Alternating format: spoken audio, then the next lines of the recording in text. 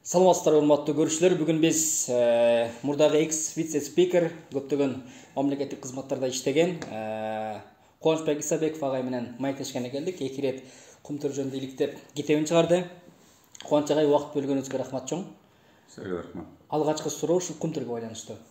Өзүңүз билесиз, бүгүнкү бийликтин эң баягы көзгө басып айтканы Кумтөрдү элге алдык, Кумтөрдөн акча чыгып атабыз деген сөзү.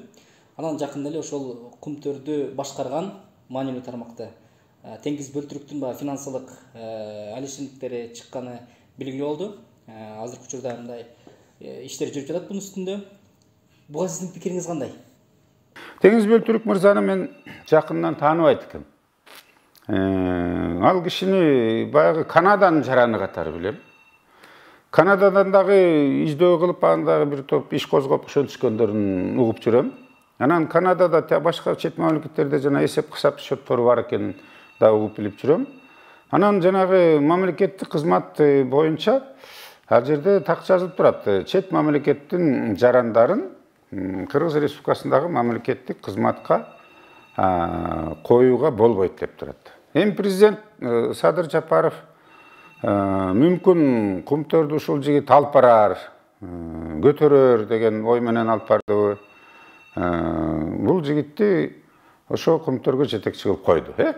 Бизде мамлекеттик сатып алуу боюнча мыйзам бар. Анан бирөөнө эле тиги бөлүштүбү же кызыкчылыгы болдубу, эмнеге андай кымбат баа менен алат, эмне билбейби. Азыр деген компьютер заман, соткаңызды ачсаңыз толтура чыгат эмеспи? Кай жерде ким канчадан сатып аткан. Анан бул чоң ишкана да. Көп күйүүчү майды сарптала турган ишкана. Демек, булардыкы даже төмөн түшүш керек да. Оптовый покупатель болуп атпайбы? Булар цистерналар менен алып атпайбы?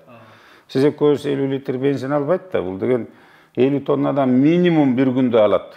Элдин баары ойлоп атат, бул ошол айлыкка же күйүүчү май көп кетет. Жок, жана руда ташыганга көп расход кетет.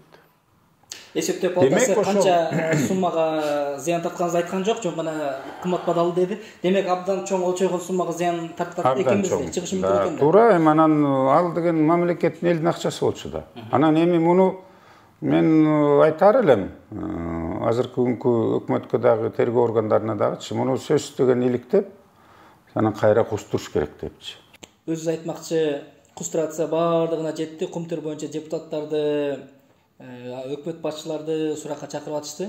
Бирок ушул сиз айткан 2 айлыгына квартира ала турган, айлыктарды алгандар жоопко тартылган жок да? Эми тилекке каршы ошондо тиги совет директорлуктун мүчөлөрү бар эле, Кыргызстандан, экөө. Анан бул Атамбаевдин убагында улам бир 2 кишини алмаштыра койду, вице-президенти да Центеранын Кыргыздын жараны коюлган. Ал дагы мындай коомчулуктан жашыруундай болуп калган. Мына силер да билбейсиңер, мен да бирөөнү билбейт экем. Эмне иш кылгандары белгисиз. Ошо совет директорлуктун мүчөлөрү $18-20 миң айлык алып турушту. Андан сырткары 5 жылдыздуу отелдерде жашайт барса, Канададабы, Америкадабы. Жанагы бизнес класс менен учат, жакшы самолеттор менен.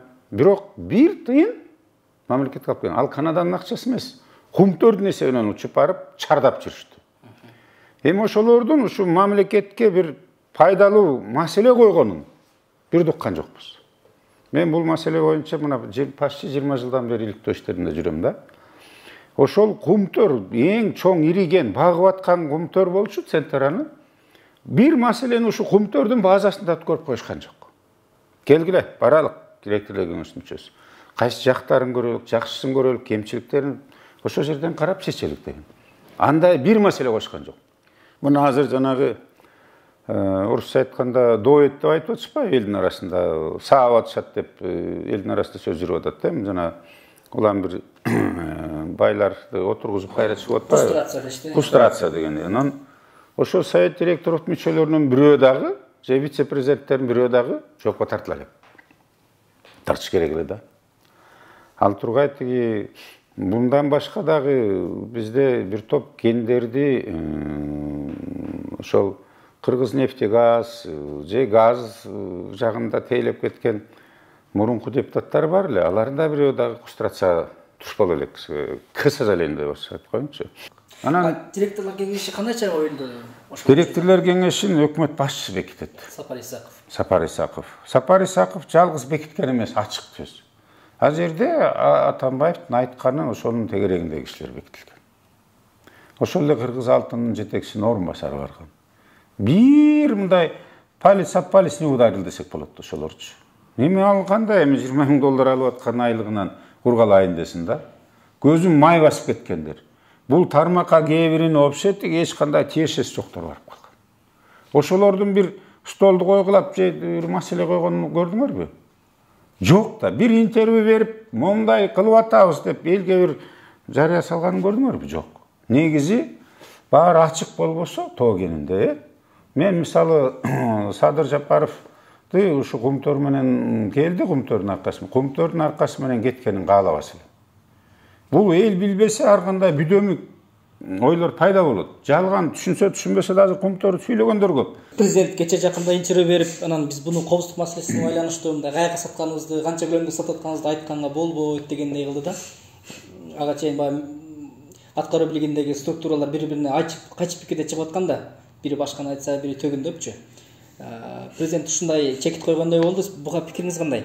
Ушундай болуш керекпи? Жашкын болуш керекпи? Мисалы алтынды ошол доореничи, ошо Кумтөрдөн баланча машина алып барат, баланча күнү чыгарат десе, эсиңиздердеби? 100 канча $миллион менен Кытай жарандары кетип баратканда долоонун бери жагынан аларды өрттөп, өлтүрүп, машинасы менен жок болуп кеткен. Эми ошондой болушу болбойт деп ким кепилдик бере алат? Ошон үчүн бул жагы жашыруун болгонун түзүк деп эсептейм. Бирок ошол өткөн жылдын жыйынтыгын чыгарганда жок дегендечи. Айтыш керек эле. 2021-жылы вот биз сырткы башкарууга алып келе электе момунча өндүрүлгөн. Биз киргенден кийин момунча өндүрүлдү. Теңиз Бөлтүрктүн интервьюсун өткөн жылы мен окугам. Өндүрүш 60%га төмөндөп кетти дегенчи. Мен ошондо эле күмөн санай баштадым, бул жигит эмне айтып атат депчи. Ошончо эле киши иштеп атса, ошончо эле күйүүчү май, ошончо электроэнергия, ошончо каражат, айлык тыгылар кетип атса, эмнеге 60% кыскарып кетет депчи. Бухгалтериясына отчет бериши керек да.